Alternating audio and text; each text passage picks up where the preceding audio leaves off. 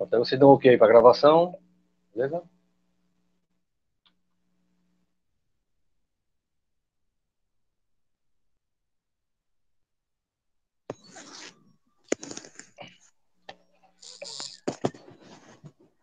Ok, vamos lá?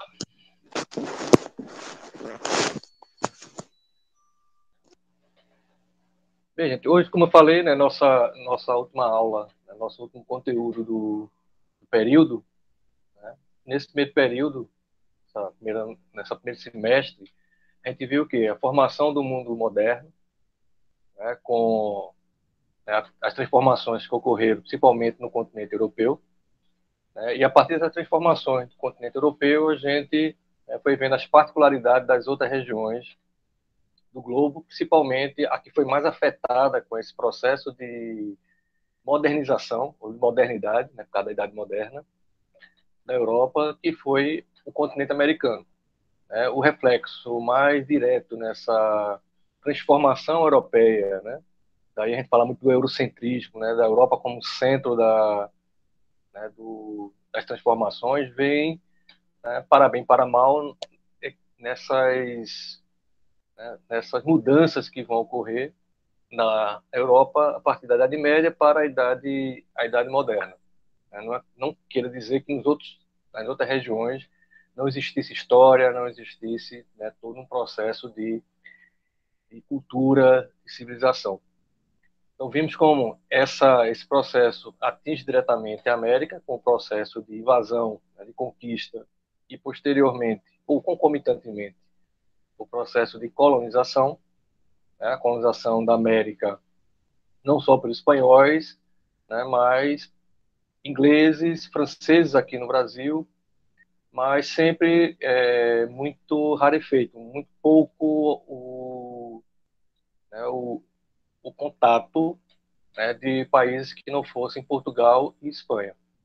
Esses dois países, além de ser os primeiros a se lançarem, né, essa conquista ultramarina, eles também foram os primeiros que começaram com um projeto de colonizar, de ocupar, de transformar, né, esse continente que estava encontrando em algo que lhe rendesse, né, que lhe pagasse todo esse custo da, das navegações.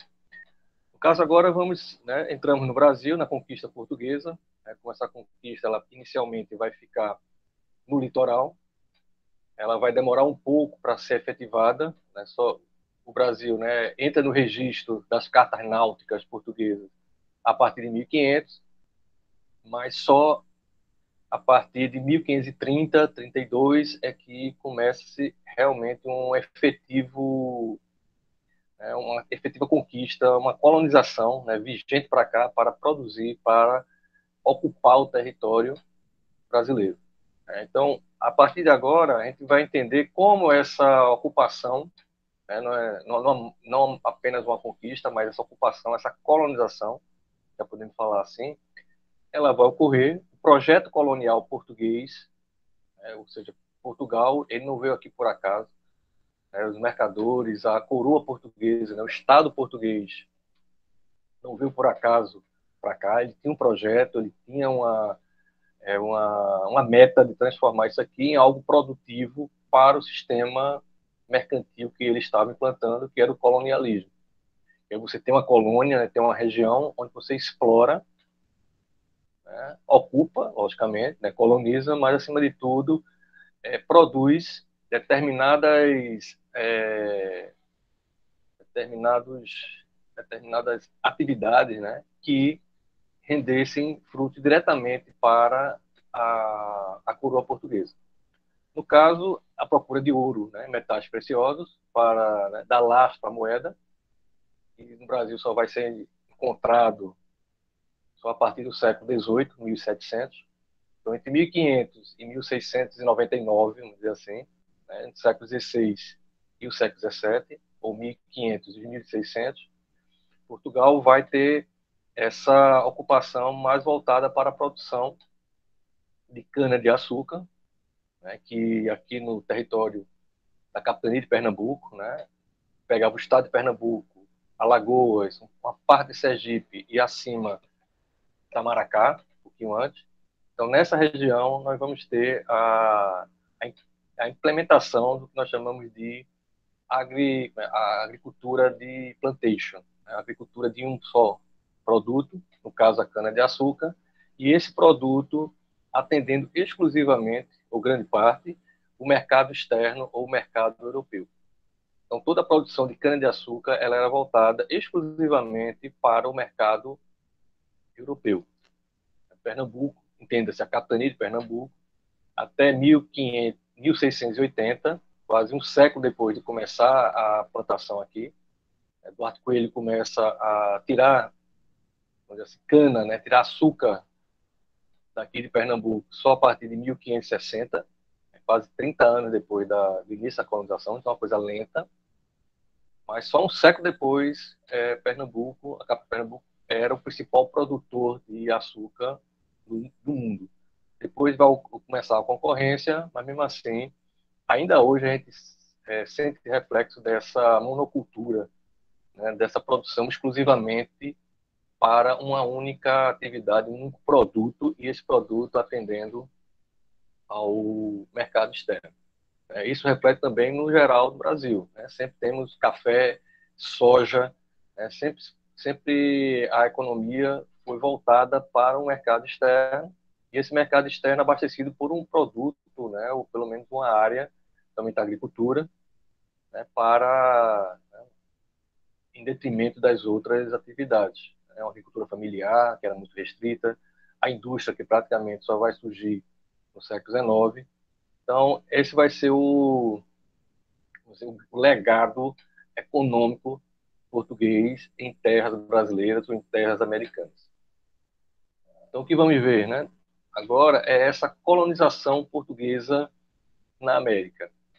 Discutiu já, nas aulas passadas, que inicialmente você tem uma conquista, não foi um processo amigável ou amistoso, né? Não foi um processo de encontro dos povos, foi literalmente uma conquista militar, né? Uma conquista por território. Só que toda conquista, ela necessariamente ela leva a uma ocupação, e essa ocupação leva a uma colonização. E essa colonização ela vai ocupar o território, vai tornar aquele território produtivo, vai sentir necessidade, né, de ou se expandir ou se integrar os antigos habitantes, sejam como escravos, sejam, né, como trabalhadores de apoio. Então, a colonização portuguesa da América ela vai ser bem longa. Ela começa por 1530, né, e praticamente ela só vai se consolidar no final do século XVI. Então, não foi uma coisa rápida, não foi um processo assim muito agitado no sentido assim de chegar e já começar a produzir, foi lento, né? Houve a participação muito grande da Igreja Católica nesse processo de aculturação, né? De trazer um pensamento europeu para o continente americano, a construção de vila. A primeira vila vai ser São Vicente, em 1530, né? Depois vamos ter Vitória, né? A capital do Espírito Santo, né? Com vila, e posteriormente aqui na capital de Pernambuco, com Olinda, Igaraçu, e posteriormente Recife como porto de Olinda. Então essa colonização é lenta, né? Como tudo em história é muito lento, a gente tenta, né, dar um recorte, e ela vai, por um momento vai ser uma conquista, vai ser feita a ferro e a fogo, como se diz, e vai entrar um terceiro elemento aí. Você tem um elemento nativo, que eram os indígenas aqui, um segundo elemento, né, um segundo povo, que é o que são os europeus, no caso portugueses, que vão entrar em conflito com essa população que aqui está, e depois ocupar. E ainda entra um terceiro grupo, né, que vem na marra, né, vem escravizado, vem como mão de obra necessária para essa grande empleitada, que era a cana-de-açúcar, né, devido que essas guerras de conquista do litoral foram rarefeiteando ou diminuindo a quantidade de populações que poderiam, pela guerra, serem escravizadas. A gente já discutiu aqui a questão da escravidão indígena ou africana, mas o principal elemento é que a escravidão africana ela entra dentro desse comércio triangular que Portugal começa a controlar e, juntamente com os comerciantes holandeses e depois ingleses, vão fazer o grande comércio do mar, né, do Atlântico, Atlântico Sul, que era a triangulação continente africano, continente americano e o continente europeu. A África, né, já tinha um processo de escravidão ou de escravização de pessoas, né, interna, né, já havia todo um comércio e esse comércio vai se intensificando a partir do momento que uma necessidade de mão de obra, né, do outro lado do Atlântico. Então, vai entrar um terceiro elemento, que é essa população escravizada, né, essa população africana, e aí vamos ter esse caldo, né, de três grupos que vão ocupar, né, vão semear, é o termo de Sérgio Buarque de Holanda, aqui em território brasileiro. Depois vamos, né, trabalhar um pouquinho essa questão da escravidão indígena e africana, né, que é muito, né, cheio de mitos, né, muito cheio de disse-me-disse, coisas que vão se repetindo, que eu pensava que o pessoal tem esquecido e retomam de novo, né, com preguiça, né, como estava lá, não estava fazendo nada, né, umas coisas que a gente precisa, como digo, tirar do baú da história. Então, a gente considera a colonização portuguesa, né, literalmente, entre os séculos XVI, 1500, até o final do século XVII, até 1695, 99, né, o final do século XVII. Por que a gente considera isso como processo de colonização?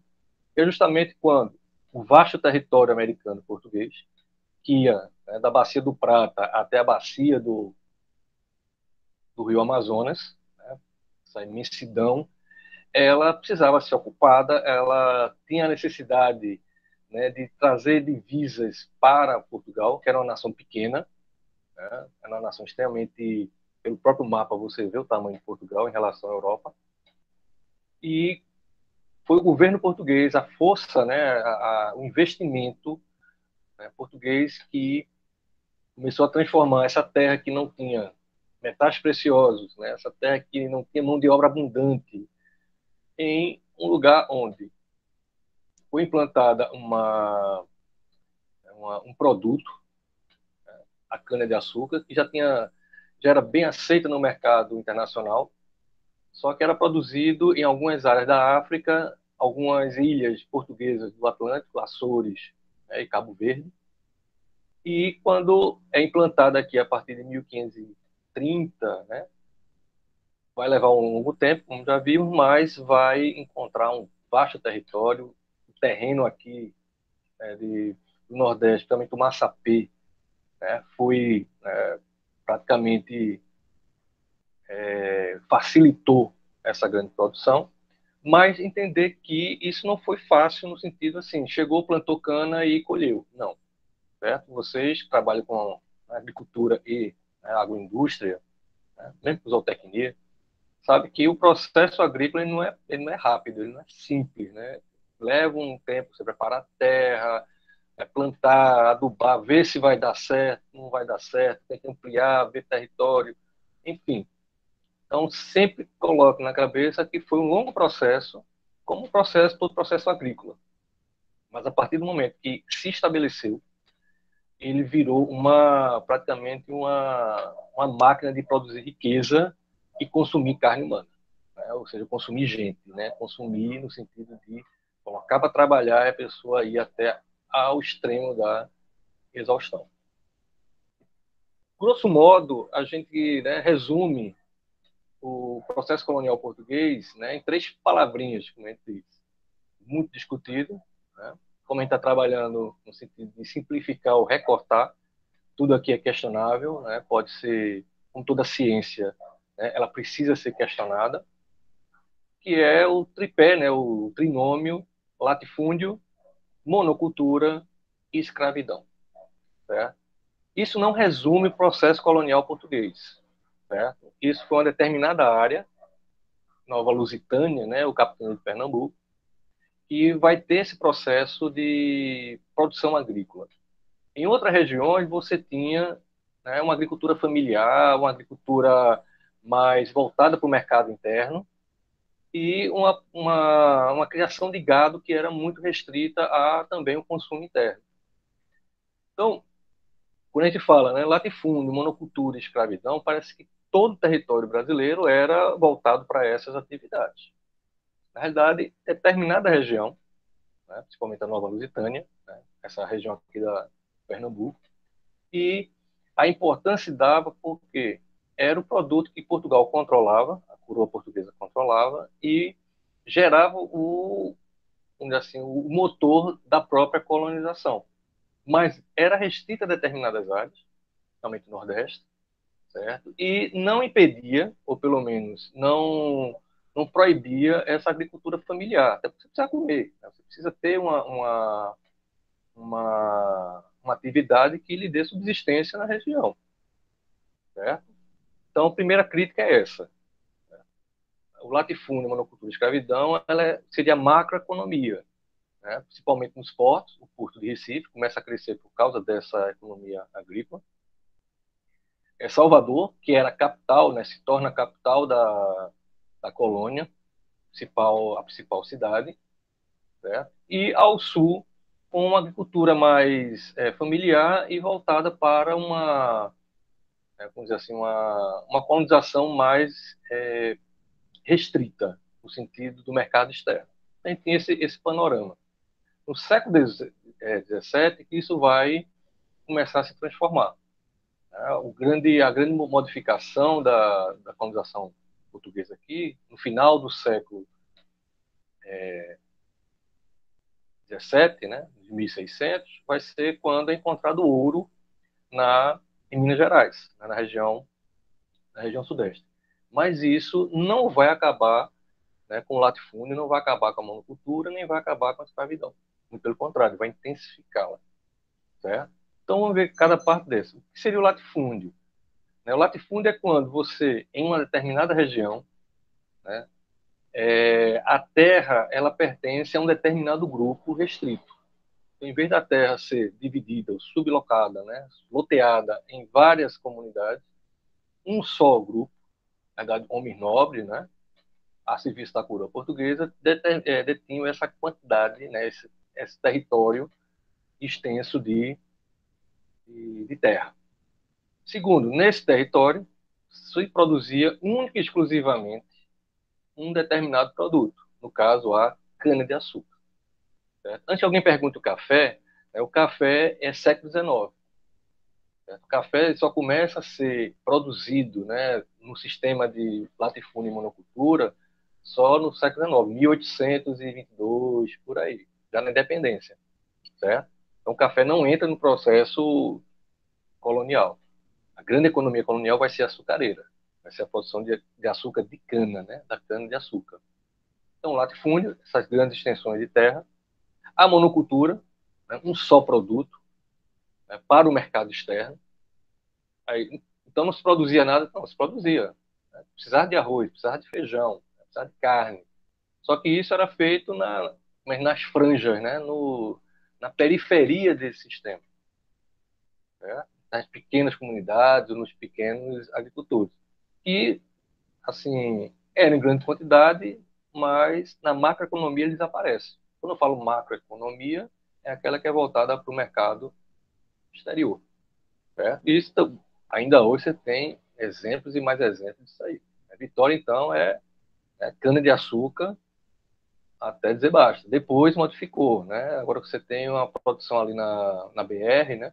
De algumas fábricas. Então, gradativamente, você vai modificando a economia da região. Quem já foi em Petrolina, não sei se é, quando estava em Vitória, sempre, no final do ano sempre ia para Petrolina. Lá tem uma produção muito voltada para o mercado externo, praticamente não passa pelo território aqui, né? Sai de avião direto para a Europa. Então, a monocultura ela vai ser uma herança muito forte aqui no Brasil, não só o latifúndio, como a monocultura. E, por fim, a grande mácula, né, cultural, né, a grande mancha que nós vamos ter até hoje, que é a escravidão. Que a escravidão é você utilizar de forma, né, com base na violência, do trabalho de outra pessoa. Aí, vamos entrar nessa questão da escravidão. Sempre houve escravidão, por que pareça, certo?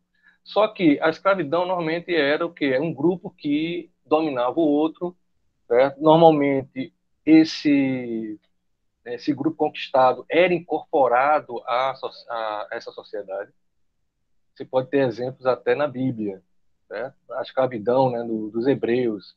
Você tinha uma escravidão grande, que era a escravidão egípcia, mas entre os hebreus você tinha uma escravidão que era quase doméstica. Isso também vai se repetir no Brasil. Havia uma escravidão meio que doméstica, né, dentro da família. Mas havia uma escravidão maior, que é essa que vai ser a característica desse período, que era a escravidão que ela vai ser africana, ela vai praticamente ocupar territórios que eram, vamos dizer, rarefeitos de pessoas, de gente. Você pode perguntar, mas não tinha índios aqui no litoral? Lembre-se que a partir de 1500 houve um processo de empurrar as populações indígenas, ou pelo menos dizimá-las no litoral, ou empurrá-las para o interior. Então, havia necessidade de muita mão de obra, e essa necessidade era suprida por um mercado. Então, a escravidão moderna, como nós chamamos, né, ela começa a ser em larga escala, muita, né? Para você ter uma ideia, o processo de 200 anos, 13 milhões de pessoas escravizadas na África vieram para a América. Então, não foi assim, foi pouca coisa, foi sistemática, foi contínua até 1850.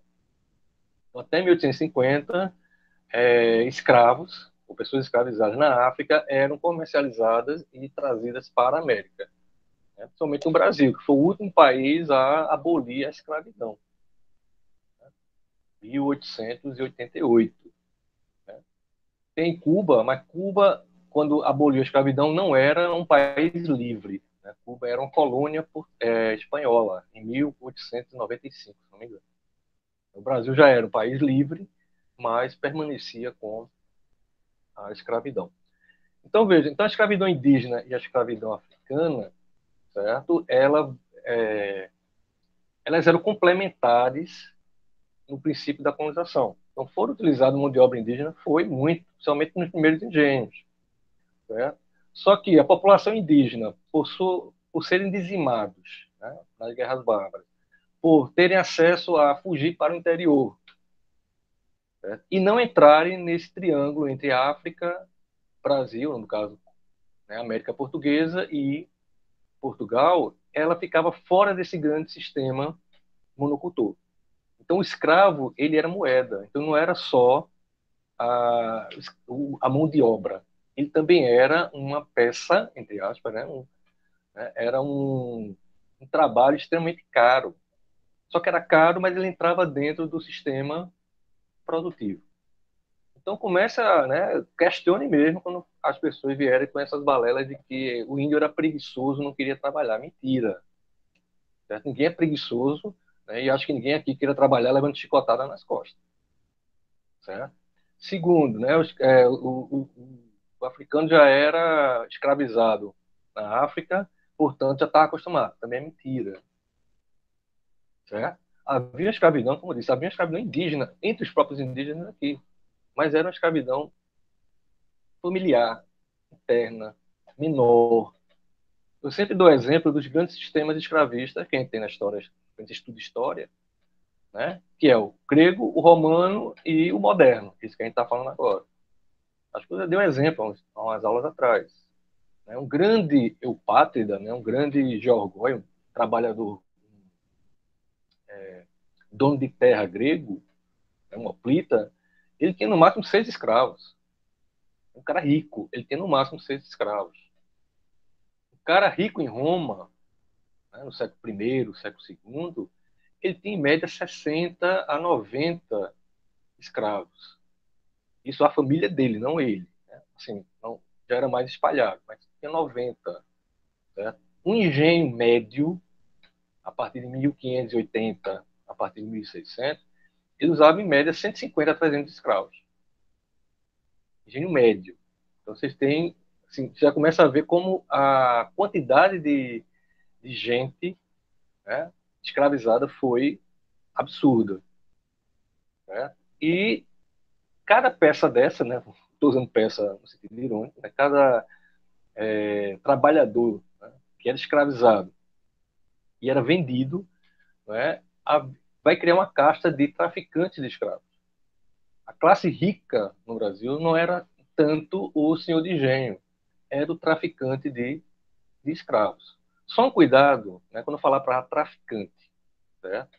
Porque traficante hoje a gente usa muito em relação à droga, né, a uma contravenção, né, ao bandido. Traficante era aquele cara que traficava e comercializava escravos. Então o lucro dele era absurdo, porque a mortandade era muito grande. Daí fala muito do Holocausto, do genocídio que foi essa escravidão. E foi. De 10 escravos, de 10 pessoas escravizadas que saíam da África no bar, 3 chegavam. Então, ironicamente, isso encarecia o produto. Então, o cara investia R$ 1, né, ganhava 3, R$ 4. Então, não se fala muito dessa classe, mas uma classe que enriqueceu muito com esse sistema latifúndio, monocultura e escravidão foram os traficantes de escravos. Mas, repito, não usar esse termo traficante como algo, vamos dizer assim, que estão fazendo uma contravenção. Estavam, sim, no sentido, né, humano, humanístico da coisa. Mas dentro do processo produtivo, ele se achava comercializando qualquer coisa, um carro, né, um produto qualquer. No caso, era pessoas, era gente. Né? Então, qual é o reflexo que a gente tem nisso? Né? Toda a forma de racismo, toda a questão de que ser escravo e ser negro era quase que sinônimo, coisa que antes não era. Né? Uma das coisas que caracteriza muito a escravidão moderna é que ela vai ser muito qualificada pelo grupo étnico, principalmente africano. Então, quanto mais negro na sociedade, vamos dizer, brasileira, mais ligado à escravidão você era. Então, havia essa relação quase que direta, e essa relação direta chega-nos até hoje. Certo? Então, a gente está estudando algo que é do século XVI, né, do século XVII, mas a gente não conseguiu superar essas distorções, vamos dizer assim, históricas. Certo? Então, não engulam que o indígena era preguiçoso. Mentira, pode dizer, mentira. Certo? Que havia era um processo de produção e a escravidão africana entrava como mais uma forma de ganhar dinheiro, muito dinheiro, dentro desse processo. Você tinha cana-de-açúcar, né, em grande quantidade, e essa grande quantidade precisava de uma grande mão de obra e de uma grande quantidade de terra. Então, criou-se esse sistema, latifúndio, monocultura e escravidão. Mas, repito, também, não resume o que acontecia na América Portuguesa no geral. Né? Você tinha, né, nas franjas, como a gente chama, né, nas bordas desse sistema, uma agricultura familiar que usava a escravidão indígena. Você vai ver muito em São Paulo, na região do Sul, né, na região dos paulistas. Né? Os bandeirantes, né, que a gente tem muito a visão do bandeirante de cara de chapelão, né, de uma bota, né, com um arcabuz, pode tirar aquela imagem. Né? O bandeirante era um caçador de índio. Né? O bandeirante ele não caçava apenas esmeralda, ele era um caçador de índio. Só que o índio, como escravo, ele não entrava no sistema colonial macro, né, nesse sistema colonial de exportação português. Ele ficava à margem. Então, essa, essa escravidão ela vai marcar não só economicamente, mas culturalmente o processo, né, de formação da nossa sociedade. Certo? Então, aqui a gente tem, né, o nosso resuminho, né, o latifúndio, a monocultura e a escravidão. Eu queria só mostrar aqui esse desenho de um engenho feito por Franz Post em 1647. Esse desenho é interessante porque né? Não vou entrar aqui em detalhes, mas se você for ver os desenhos, né, os bonequinhos, a maioria maioria não, o trabalho é feito por pessoas negras. Então já mostra que em 1647, né, a mão de obra escrava africana ela era totalmente predominante no trabalho do engenho. Segundo, essa primeira imagem, né, que está à frente. Professor, Oi, esse cara no cavalo aí é um. Ai, eu esqueci o nome. é o Peraí. feitor. O Capitão do feitor, Mato, eu acho que é o nome, né? capitão do mato, o feitor. Né? O feitor ele era tanto negro como mulato. Certo? E também o pessoal já fala muito isso. Não, os próprios negros escravizavam os negros. Cuidado. Certo? Isso aí é o que a gente chama de sofisma ou falácia. Certo? É você chegar a uma premissa que é meio verdadeira, mas falsa, mas por premissas verdadeiras. Certo? Então, cuidado com essas verdades, né, que aparecem muito por aí. O Capitão do Mato era o cara que ia caçar, né, a população africana que fugia daqui. Que, repito, não foi, repito não, vou falar agora, não foi, assim, não vinha de bom grado. Quilombos foram, né, estourava todo canto.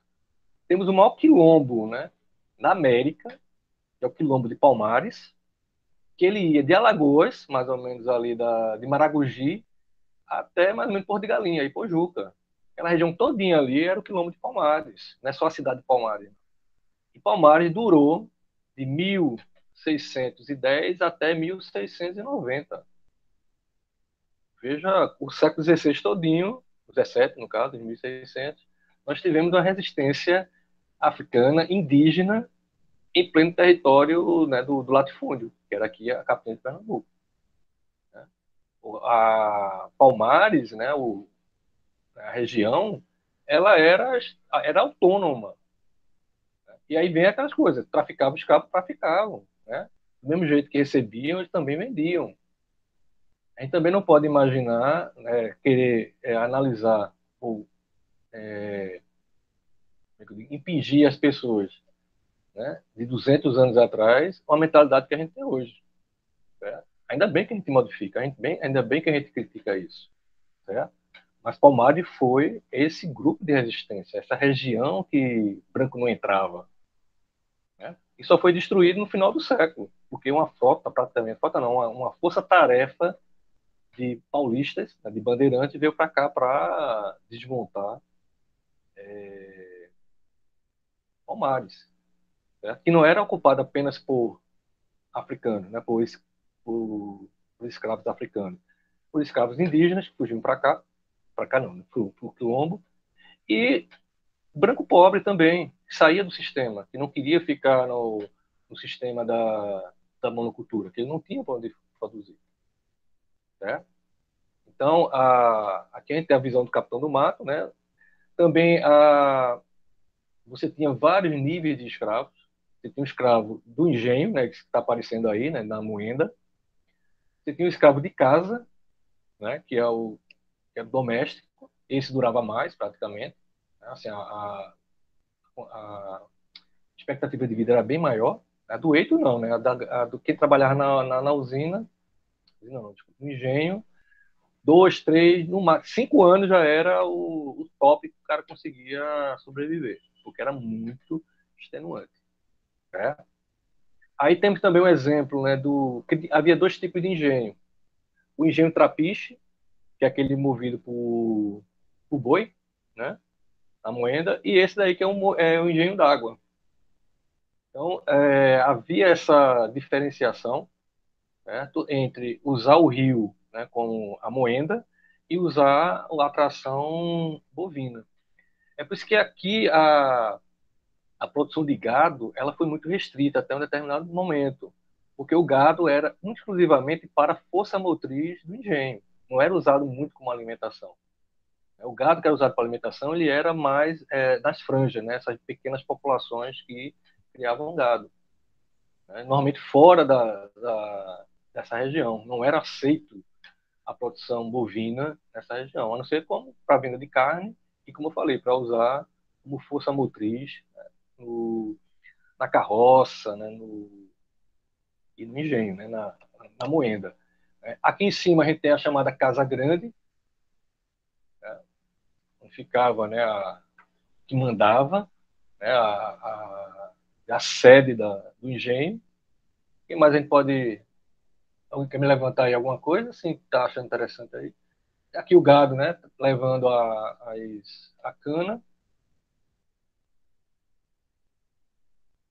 Esse, outro aqui, que a escravidão, né, tanto indígena como africana, ela não restringia apenas à produção agrícola, né? Ela também tinha essa coisa do trabalho interno, né, do trabalho doméstico. Nas Eu lembro cidades, também que, digamos, acho que foi no ensino fundamental, que falaram também que tinha alguns escravos que iam nas feiras vender os produtos deles. eu falo dele Da... agora, chamado escravo de ganho. Né? O escravo de ganho era o escravo que conseguia produzir alguma coisa. Né? A gente tem ainda, vou chamar de escravo de ganho porque é uma grosseria, mas a questão das feiras, né, esse pessoal que vende pitomba, a tapioqueira, era um trabalho de escravos. Né? Vamos dizer, você tinha uma escrava que cozinhava para, né, a Casa Grande, e era permitido que ela fosse à cidade para vender tapioca, né, vender seu produto. Interessante que muitos desses escravos compravam sua alforria, né, compravam o seu direito à liberdade. O que é muito irônico, né? Você pagar a uma pessoa porque a pessoa lhe tem, né? Você é propriedade de outra pessoa. Isso é que caracteriza a escravidão. Viu? É bom lembrar. Né? O que caracteriza a escravidão, né, não é nem você utilizar a pessoa, né, utilizar o trabalho da pessoa pela força. É você considerar aquela pessoa uma coisa. O escravo é uma coisa, é um lápis, é uma ferramenta. Né? E esse aí era o escravo de ganho, que comprava, né, deixava de ser propriedade de outra pessoa. Então, essa escravidão africana, ela vai entrando na nossa sociedade. Né? Tem uma música de Caetano, né, que eu acho que representa bem um pouco o que que foi essa escravidão, né, como ela entrou e qual foi a grande força dessa população escravizada, né, que é sobreviver. Você vai olhar na cultura, 90% da nossa cultura ela tem uma raiz negra muito forte, uma raiz africana. E a pergunta é, pô, o cara era trazido a ferro e a fogo, se negava a sua cultura, se negava a sua língua, né, se negava até a sua cor, né, tem que tornar invisível. E mesmo com tudo isso, a cultura foi, né, se estabelecendo, ela foi frutificando aqui nesse território que, na realidade, só queria, né, ceifá-la, só queria acabá-la. Né? Então, assim, o grande milagre que se diz, né, da escravidão é isso. Né? Porque era para você é tirado do seu território e você consegue frutificar, você consegue, né, resistir num território totalmente inóspito. Então, o quilombo de Palmares ele vai representar também isso. Né, como essa população, né, escravizada ela se rebelou, que não foram poucos os quilombos, certo? Palmares foi o maior, mas Palmares era formado por vários pequenos, vamos dizer assim, quilombos, né, que era regiões onde ninguém entrava, a não ser, né, a população que fugiu para lá. Interessante também que eu acho é que Pernambuco não tem, né, uma comemoração do Quilombo de Palmares. Em São Paulo, por que pareça, é feriado, o dia de Palmares, que é o dia da consciência negra, dia 22 de outubro. Né? Enfim, então, esse quadro geral que nós temos aqui, certo? Ele foi desenhado o transporte, como eu falei, e mostra qual o interesse que havia nessa ocupação, certo? Nós temos um mapa aqui, né? Esse mapa é da Capitania de Nova Lusitânia, pega mais ou menos do Rio São Francisco até a ilha de Itamaracá, né? Mostra a importância do engenho, né? A importância da cana-de-açúcar, e a partir de 1630, né, nós vamos ter nessa região uma ocupação, né, uma tentativa de ocupação militar e depois colonização, né, de mercadores de companhias holandesas. Que a gente provavelmente vai ver no próximo período, né, que é normalmente conhecido como conquista, né, ou ocupação holandesa aqui. Certo? Mas, independente disso, mostra como essa região de Pernambuco ela foi extremamente rica e, ironicamente, extremamente explorada todo esse processo colonial. Né? E explorada em que sentido?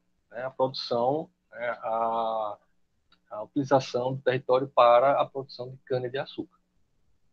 E, a partir daí, a criação de vilas, né? E dessas vilas vão aparecer, né, assim, os primeiros agrupamentos, o florescimento de cultura realmente brasileira.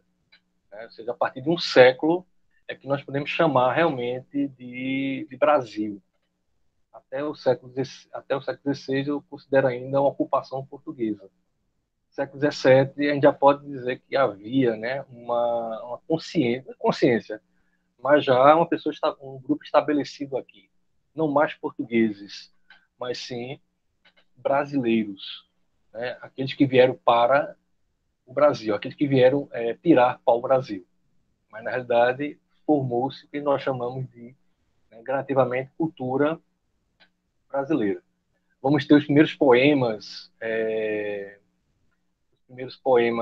aqui no território. Né? O primeiro que se tem, né, conhecimento é a Prosopopeia de Bento Teixeira, que eu acho que eu citei na aula passada, né, de onde aparecia o nome de Pernambuco, né, Paranambuca. As primeiras, vamos dizer, a construção de igreja, né, a construção de passos, né? Tem muita cidade interior ainda hoje, né? Você tem a igreja e em volta da igreja você tem a cidade se formando. Então isso também vai em encontro, né? O pessoal dizia que o português vinha para cá para tirar dinheiro e voltava a Portugal.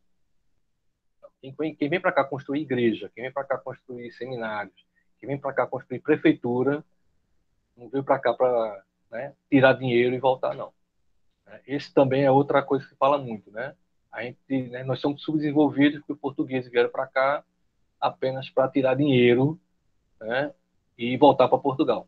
Não. O sistema colonial ele foi extremamente cruel nesse sentido, né, de gerar uma dependência econômica, principalmente com o mercado externo no território brasileiro. Mas que as pessoas que, né, aqui estavam, aqui produziam, né, e aqui montavam uma cultura, uma sociedade, né, queriam enriquecer para voltar para Portugal, caiu nessa não. Certo? Então, a gente termina aqui nossa nosso primeiro semestre. Né? Foi meio capengado, né? Foi meio confuso para mim, acho que para vocês também. Mas acho que a gente começou agora a ter acho que próximo semestre. Certo? Então, eu queria Professor, quando agradecer. que começa o próximo semestre? Oi? Quando que começa o próximo semestre? Pelo meus cálculos, a gente termina. Cálculo não, né? Pelo calendário que me deram, a gente termina a final por volta do dia 6, né? De hoje a 15. Certo? Aí vamos ter uma paradinha, acho que vai ter conselho, aquela coisa todinha, né? Final, e deve estar paradinha de 15 de agosto e volta no final de agosto, já início de setembro. Certo? E aí Entendi, começa. entendi. Obrigado. Vai ser uma paradinha rápida mesmo, só para, né, beber um copo d'água e voltar. Ok? Então espero que vocês tenham, assim, curtido alguma coisa. Né? Depois a Não, gente faz eu uma. acabei nem Oi. comentando, mas a minha mãe se formou em História e ela fez o TCC dela no Engenhos aqui de Vitória. Ah, que massa. Bom, Sim, sim. Então legal. tava lembrando bastante coisa que tava falando aí, porque eu era, tipo, quase obrigado a ouvir, sabe? Mas eu Aí, gosto também, Vitória. então não tem problema. E Vitória pela própria tradição, né? Você tem a maior fábrica, quer dizer, não sei se ainda é, né? Mas a maior fábrica de aguardente da América Latina, que é a Pitu. Não sei se ainda é, né? Porque, né, foi criada os outros e ela se desmembrou. Mas, sim, Pitu é, né, a grande fábrica de aguardente vamos dizer, Norte e Nordeste, mas acho que é do Brasil também. Né? E basta você passear, né? Quem vem para a praia, né? Pega ali Pojuca, você vê a cana-de-açúcar, não Aham, sim, sim. tá tão longe da gente, não. Tá certo, pessoal? Vê, só um aviso. Eu vou botar um material mais tarde sobre esse assunto, certo? Eu quis primeiro fazer a aula para depois postar, que eu queria ver até onde eu ia, não consegui, deu para fechar o,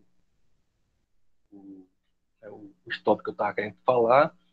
E a gente vai ter vou colocar um exercício, né, uma atividade, para vocês entregarem até a semana que vem, sexta-feira, né, online. E, assim, quem não entregou nenhum trabalho, quem não, está faltando algum, entregue, porque a avaliação vai ser justamente essa entrega, né? Essas atividades que vocês vão postar. Beleza? Então, Sim, agradeço aí sim. a Eu paciência de também achei vocês. legal você ter, tipo, colocado os vídeos de nerdologia pra gente poder ver lá. Já que eles não Não, são muito longos e são muito bons. Eu já conheci aquele canal há alguns anos e eu curto pra caramba. eu acho muito legal. A linguagem deles e como se diz, a velocidade, né? São curtinhos, não são cansativos. Bem legal. Ok?